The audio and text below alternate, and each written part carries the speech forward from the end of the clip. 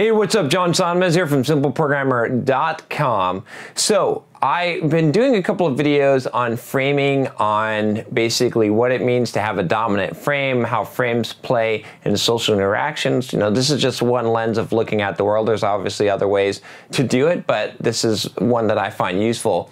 And I did some videos here. You can check out the videos on framing and how to set a frame, but I wanted to give you a couple more quick tips on using frames and some kind of the frame psychology here as I was thinking of them. You know, I was thinking about a few things that I left off.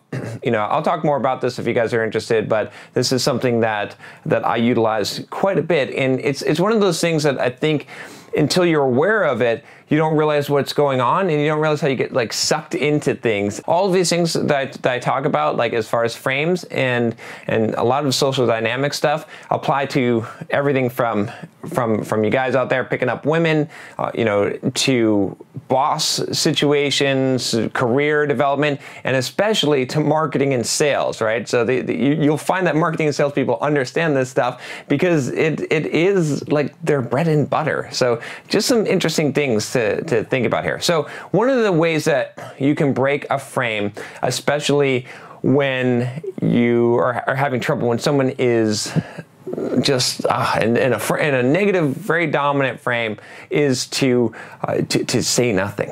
Okay, is to use silence. So I'll often do this quite a bit, where I'll make some kind of statement, and then I will purposely insert an awkward silence, but I will be unaffected by it, right? So I might say something, and then I will pause. And then I'm just pausing naturally. I'm just letting something happen, okay? Or I might even just go up to someone, and I'm not gonna say anything. I'm just giving them a look. I'm just looking. Right, I'm obviously have come up to speak to someone, and I'm waiting. And it could be a little bit uncomfortable, but if they now ask me, if now they say, hey, what do you need some help with something? Now I have the frame. Now I have the power. Now I can unleash. Now I can set the direction, right, of the conversation. Now, something related to that would be when people do this to you, or when people basically are controlling the frame and they can put you in bad situations. So if someone asks you a question that you don't want to answer, right? Sometimes people ask questions that'll put you in what I call the horns of a dilemma. So either way you go, you're gonna get gorged, right? So let's say that someone says, "Why are you such an idiot?" Okay, this is a good question. You can answer that question, but if you do, you are basically accepting their frame, right? So they are setting the frame that you are an idiot, or you're having to justify yourself. So if you say, "I am not an idiot, I don't know what you're talking about," okay, then you are justifying yourself. You're showing them that what they're saying has relevance to you, and that's the frame, and that's now the conversation, right? And that's the way things are going, and you're giving them credence, okay? This is sort of like the don't feed the troll thing, okay? If you say, "You're right, I'm an idiot," or you try to excuse it or make anything else, anything addressing of that, you're basically in some way confirming their premise, and you are accepting or allowing their frame. But what you can do instead is you could reject their frame. So instead of answering the question, if someone says, "Why are you an idiot?" why do you have to answer that question? You can ask them a question instead. You can say, "Why do you ask so many questions?"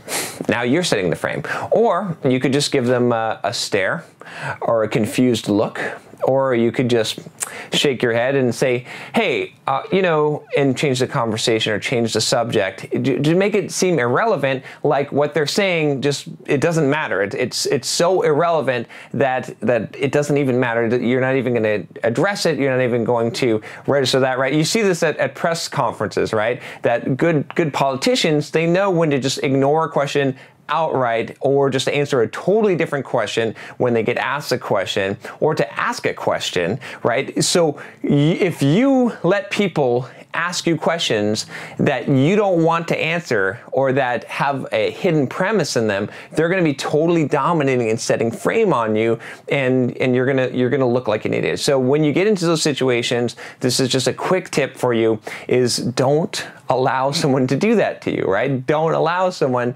to set that frame. You can reject the frame completely by ignoring it, by staring at them quizzically, by asking them a question, by saying something. Do not retaliate, okay? If someone asks you something, if you retaliate, if you react, then you're gonna look like an idiot because you're engaging them, you're letting them goad you, and so they're going to be assuming the frame, right? They're controlling the interaction. They're controlling what reality is. Remember, we talked about what frames are, and it's really just the reality that's being presented. And so if someone says something and you're reacting to it, you're acknowledging the reality, okay? But if you reject it, or you set your own reality and you force them to acknowledge what your reality is, then you are setting the frame. You've got the control. You're steering the ship. You can use this in bad ways, of course, but you can use this in good ways. And this is just something to know, to recognize that's going on. Whether you feel like this is good or bad or evil or ugly or whatever it is, it's going on and it's happening. And most of the time it's happening at an unconscious level where people don't even realize this, right? And so sometimes you're wondering, why do you always sound like an idiot, or why do you always feel like you're getting the short end of the stick in a conversation? And that this is why. So having this realization, having this knowledge, and actually putting a little bit of strategy into practice when you're dealing with these social interactions can really be helpful and useful to you, and it can stop you from looking like an idiot and feeling like the guy that everyone always picks on, okay? Hopefully that helps you.